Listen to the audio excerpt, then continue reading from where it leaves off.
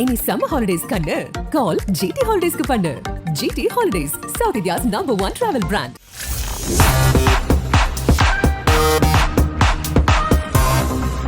Sports kitchen யூஎஸ்க்கு வணக்கம். இது Sathya present sports kitchen's the boundary line show with Muthu, powered by GT holidays. நேற்று ஒரு மேட்ச் நடந்து முடிஞ்சிருக்கு. மும்பை விசஸ் Lucknow super giants match. Almost ஒரு ஒன் சைட் மேட்ச் மாதிரி தான் இருந்துச்சு. லக்னோ மேட்சை கொஞ்சம் சில இடங்களில் ஸ்ட்ரகிள் பண்ணாலுமே மேட்சை வின் பண்ணிட்டு போயிட்டாங்க. நேற்று நடந்த மேட்சை தாண்டி நம்ம அந்த T20 world cup squad announcement தான் நேற்று ரொம்ப ஹைலைட்டாக இருந்துச்சு. ஸோ அந்த ஸ்குவாடை பற்றியும் நேற்று நடந்த மேட்சை பற்றியும் நம்ம நிறைய விஷயங்களை முத்துக்கிட்ட பேசி தெரிஞ்சுக்க போகிறோம். வாங்க. வணக்கம் முத்து ப்ரோ. வணக்கம் ஸ்ரீராம். நேற்று ஒரு நல்ல டைம்ல மேட்ச் நடந்துச்சு. வேர்ல்டு கப் ஸ்குவாட் வந்துச்சு. ஒரு 1 ஹவர்ல மேட்ச். KL ராகுல் இல்ல, ரோஹித் சர்மா இந்த பக்கம் கேப்டனு. லக்னோ டீம் பயங்கரமா பெர்ஃபார்ம் பண்ணி வின் பண்ணிட்டு போயிட்டாங்க. எப்படி இருந்துச்சு நேற்று மேட்ச் உங்களுக்கு? மேட்ச் சற்றே தொங்கலாக தான் இருந்தது. ஏன்னா அதாவது நம்ம 250 260 பார்த்து பழகினவங்களுக்கு 140 இப்ப கொஞ்சம் இதுவாதான் தெரியுது. பட் இதுவும் கிரிக்கெட் மேட்ச் தானே, நல்லா விளையாடினாங்க.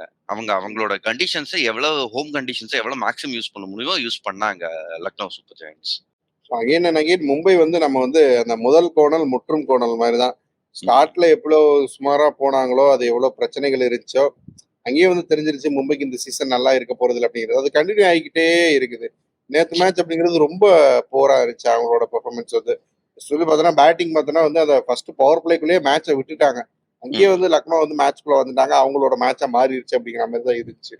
ஸோ மும்பை என்ன தப்பு பண்ணாங்க, என்னதான் மிஸ் ஆகுது அவங்களுக்கு?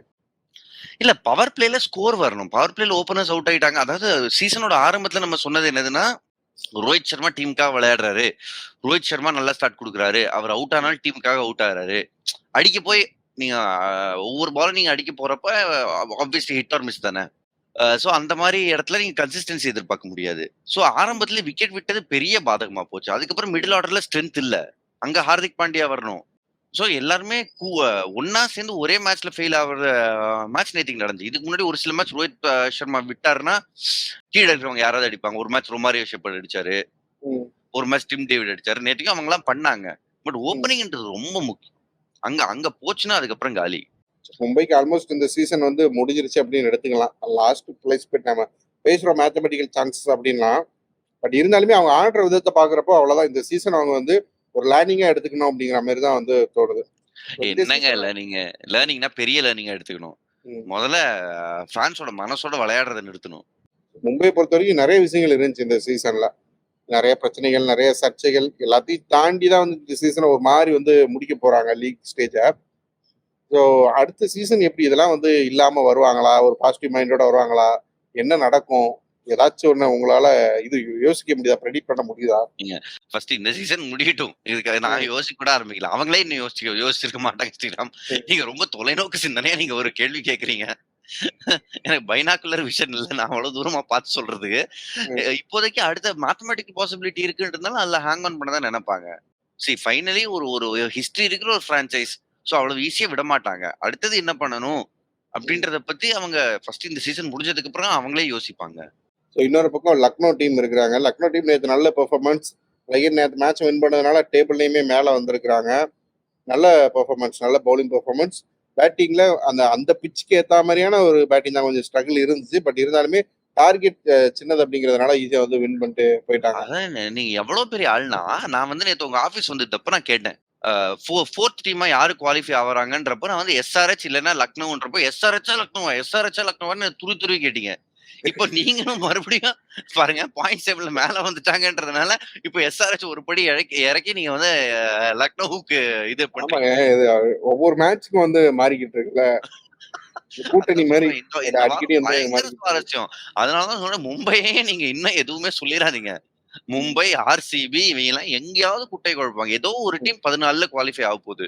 அந்த டீம் எந்த டீம், அதை பத்தி தான் பேச்சு இருக்கு. அண்ட் SRHம் எனக்கு தெரிஞ்சு இதுக்கப்புறம் போக போக எல்லா டாஸ் எல்லாம் தோக்க மாட்டாங்க. அவங்க சேசிங்லாம் இனிமே பண்ண மாட்டாங்க. இவங்க இதுதான் வருதா, நான் அதை பண்ணிட்டு போறேன்னு தான் அவங்க முடிவு பண்ணுவாங்க. செம்ம இன்ட்ரெஸ்டிங்கா இருக்கும். இப்போதைக்கு நம்ம எதுவுமே கமிட் பண்ண முடியாது. இப்போ நம்ம LSG நேற்று வின் பண்ணதுக்கு பெரிய காரணம் ஸ்டாய்னிஷா இருந்தாரு. நல்ல இன்னிங்ஸ் ஆடி இருந்தாரு நேற்று. சேப்பாக்குல ஒரு பயங்கரமான இன்னிங்ஸ், அது ஒரு மாதிரி டெஸ்ட்ரக்டிவான ஒரு இன்னிங்ஸ்.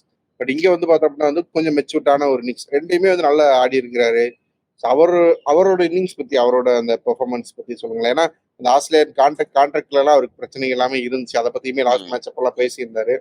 இப்போ நல்ல பெர்ஃபார்ம் பண்ணிட்டு இருக்காரு இப்போ. அவர் எப்படின்னா அந்த இன்கன்சிஸ்டன்சி தான் அவர்கிட்ட பிரச்சனையா இருந்துச்சு. எப்பவுமே குவாலிட்டி பிளேயர், அதுல சந்தேகம் இல்ல. ஐபிஎல்ல எந்த டீம்ல அவர் இருந்தாலும் பிளேயிங் 11ல அவர் இருப்பாரு. அந்த அளவுக்கு ஸ்டாண்டர்டான ஒரு ஆல்ரவுண்டர். போலிங்ல வந்து அவர் எக்ஸெப்ஷனல் கிடையாது. அதாவது அவரை விட பெட்டர் போலர்ஸ் எப்படி இந்தியன் போலர்ஸே டீம்ல இருப்பாங்க. பட் பேட்டிங் பண்ணுவாரு, ரெண்டுமே பண்ணுவாரு. இது வந்து இவரே ஒரு இந்தியன் ஆல்ரவுண்டரா இருந்தா 11ல கூட இடம் பிடிச்சிருக்க மாட்டாரு. இம்பாக்ட் பிளேயர் ரூல்ல மேல கீழே போடுவாங்க. பட் ஒரு ஃபாரின் ஸ்லாட்டை ஃபில் பண்றாரு. அண்ட் டிஸ்ட்ரக்டிவ் பேட்டர், செம பேட்டர், இவ்வளவு வருஷம் எக்ஸ்பீரியன்ஸ் இருக்கு. அவருக்கு வந்து வாய்ப்பு கிடைச்சிச்சு. நேற்றுக்குன்னு பார்த்தா குவிண்டன் டிகாக் இடம் இல்ல. ஸோ கூடுதல் பொறுப்பு இவர் மேல இருந்துச்சு. பிளஸ் கேஎல் ராகுல் ஐ திங்க் அந்த எமோஷனல் பேட்டில் ஃபைட் பண்ணிட்டு இருந்தாருன்னு நினைக்கிறேன். ஸோ அந்த டைம்ல நான் பாத்துக்கிறேன் அப்படின்ற மாதிரி அவர் ஆடினாரு. போலிங்லயும் விக்கெட்டு, பேட்டிங்லயும் ரொம்ப நல்லா ஆடினார் மார்க்கஸ் ஸ்டாய்னிஸ். அவர்கிட்ட அந்த பவர் இருக்குல்ல. ஸோ எப்ப அவர் நினைச்சாலும் டிஸ்ட்ரக்டிவா மாற முடியும்.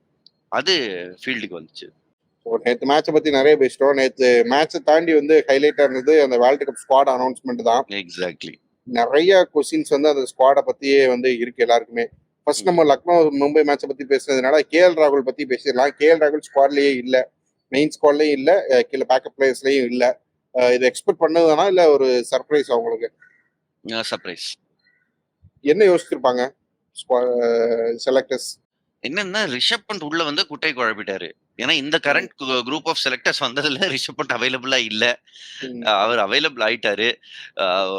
சோ ரிஷப் பண்ட்டை எடுத்தா ஆகணும். ஏன் ரிஷப் பண்டோட பெர்ஃபார்மன்ஸும் வாரண்ட் பண்ணுது. அண்ட் சஞ்சு சாம்சன் எடுக்கலைன்னா பயங்கர பேக்லாஷ் வந்துரும். அண்ட் நீங்க அதுக்கப்புறமும் கேஎல் ராகுல் எடுத்துட்டு போக முடியாது. அப்படி நீங்க கேஎல் ராகுல் எடுத்தீங்கன்னா நீங்க வந்து தூபே மாதிரி ஒருத்தரை டிராப் பண்ணணும். ஏன் பண்ண கேஎல் ராகுல் ஏன் மிஸ் அவுட் ஆயிருக்காருன்னா ஸ்ரீராம், கேஎல் ராகுல் வந்து மிடில் ஆர்டர்ல விளையாட போறேன்னு ஐபிஎலுக்கு முன்னாடி அறிவிச்சாரு. மிடில் ஆர்டர்ல எந்த மேட்ச் ஆடினாரு? ஒரு மேட்ச் ஆடல. அண்ட் நம்பர் 5 நம்பர் 6க்கு கேஎல் ராகுல் பெட்டர். அதாவது சஞ்சு சாம்சனை எடுத்ததும் அதேதான், ரிஷப் பண்ட் எடுத்ததும் ஒரே கிரைட்டீரியா என்னன்னா எப்பவுமே இந்தியன் டீம் செலக்ஷன் நடக்கும்.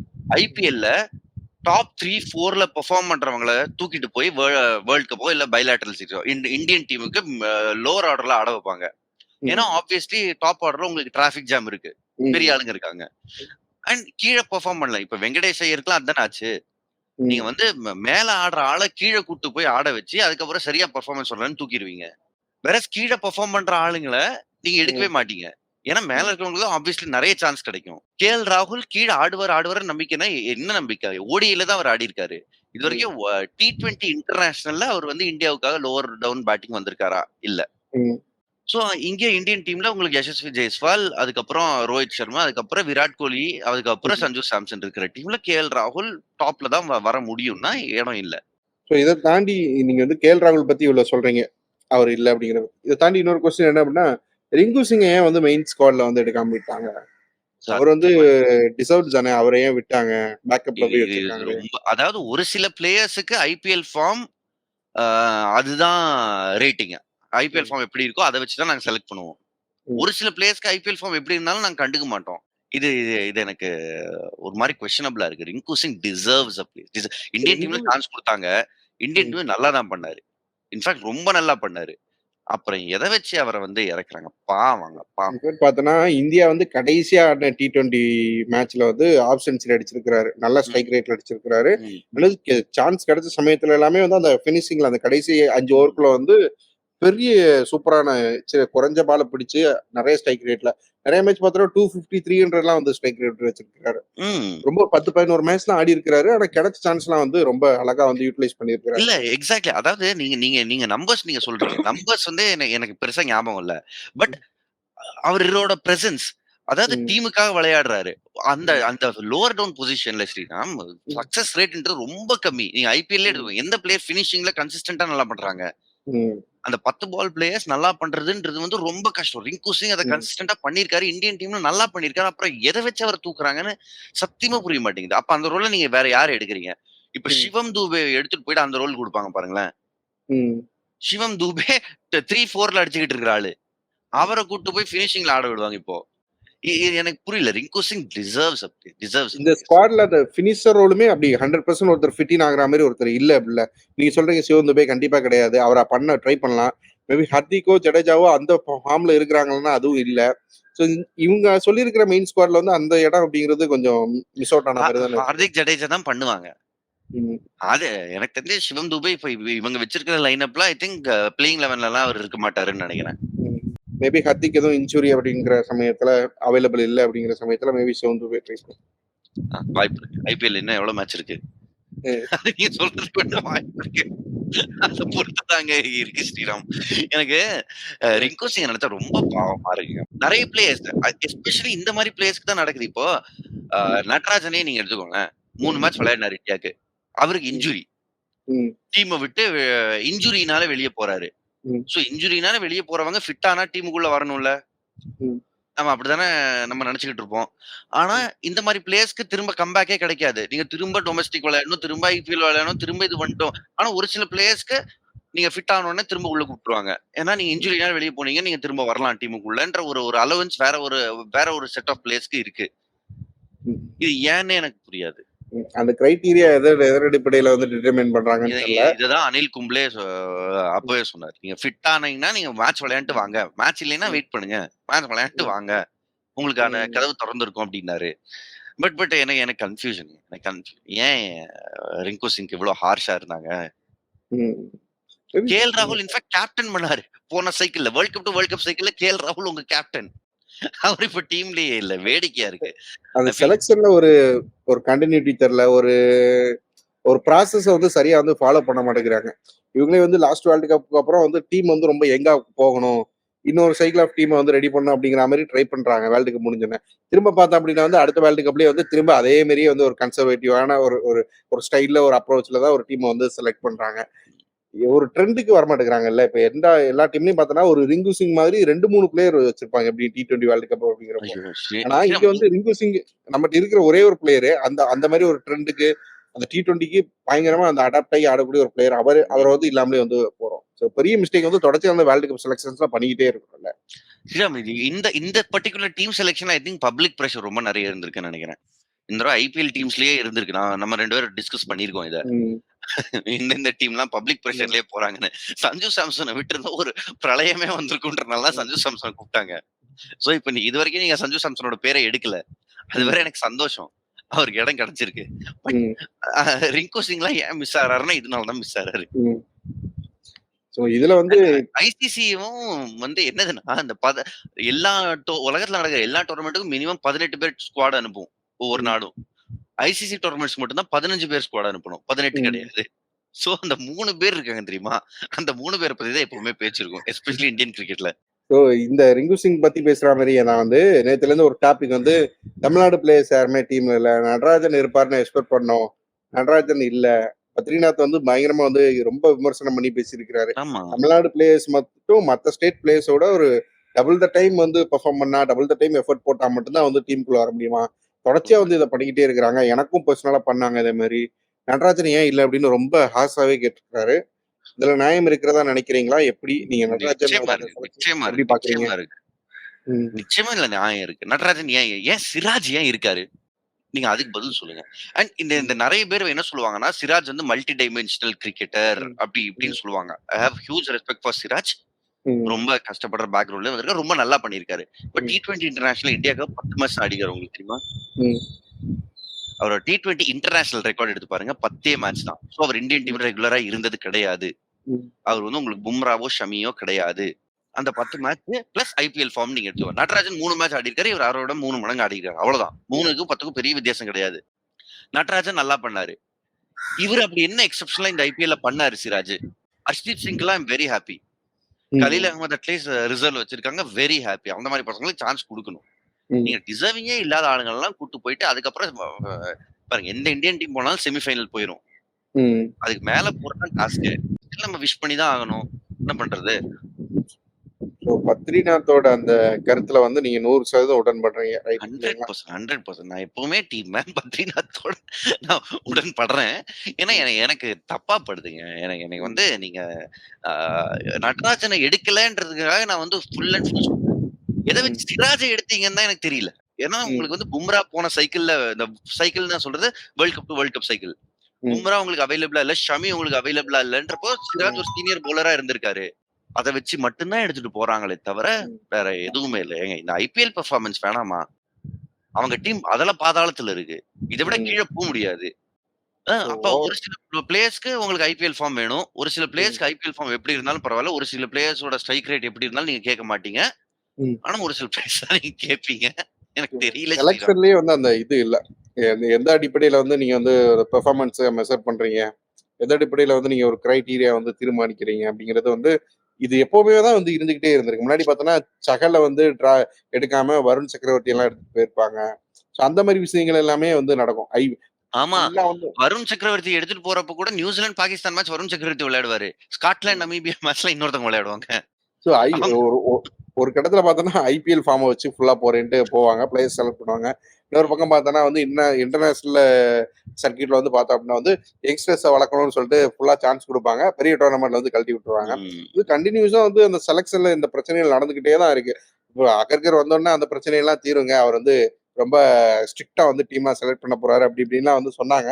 பட் அப்படி எதுவுமே நடந்த மாதிரி வந்து தெரியல. இந்த டீம்லயுமே எனக்கு நல்லா தெரியும் அவரை. பயங்கர பிரஷர்ல இருக்காங்க எல்லாருமே. இந்த 15 பேர் ஸ்குவாட்னால தான் பிரஷர். இதுவே 18 பேர் ஸ்குவாட்னா நம்ம பேசுற 3 பேரே எடுத்திருப்பாங்க. இந்த ஐசிசி டோர்னமெண்ட் இந்த பிரஷரோட தான் வருது. பாவம் அவங்களும் பயங்கர பிரஷர்ல இருப்பாங்க. பாப்போம். எல்லா டோர்னமெண்ட்லயுமே டீம் செலக்ஷன்ஸ் வரப்போ இத மாதிரி எல்லாருக்குமே வந்து ஒப்பீனியன்ஸ் தேவை வந்து இருக்கும். இதை தாண்டி இந்த எடுத்திருக்கிற இந்த 15 மெம்பர்ஸ் மேபி இந்த பேக்கப்ல வந்து யாருக்கா சான்ஸ் கிடைச்சா அவங்க எப்படி ஒரு டீமா பெர்ஃபார்ம் பண்ண போறாங்க அப்படிங்கறதெல்லாம் வந்து பேசுறதுக்கு இன்னும் நமக்கு வந்து நிறைய டைம் இருக்கு. டோர்னமெண்ட் ஆரம்பிக்கிறப்ப ஒரே ஒரு விஷயம் கன்க்ளூட் பண்றதுக்கு இப்ப எடுத்துட்டாங்க. ஆப்வியஸ்லி எல்லாருக்குமே ஒரு சில விமர்சனங்கள் இருக்கும், எனக்கு இருக்கிற மாதிரி. யாரும் கோச்சிக்க வேணாம். பட் கடைசியில ஒன்னா நான் சொல்ற விஷயம் என்னன்னா, இது நம்ம நாடை ரெப்ரசென்ட் பண்ணி போற டீம். சோ நம்மளோட சப்போர்ட் பரிபூர்ணமா 100% இந்த டீமுக்கு இருக்கணும். அது இருக்கணும். கப்ப ஜெயிச்சுட்டு விமர்சனங்கள் இருந்தாலும் இது நம்ம டீம் அப்படிங்கிறீங்க. ஸோ பார்க்கலாம், வெயிட் பண்ணி என்ன பண்ணலாம் அப்படின்னு சொல்லிட்டு.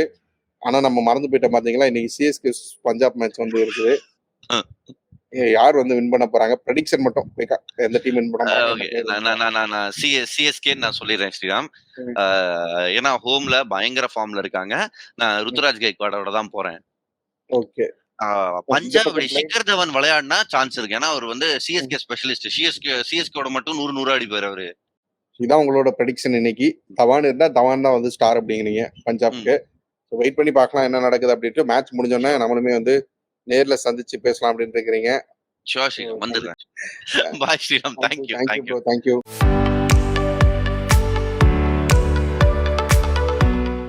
இனி சம்மர் ஹாலிடேஸ் கண்ணு கால் ஜிடி ஹாலிடேஸ்க்கு பண்ணு. GT holidays, south India's number 1 travel brand.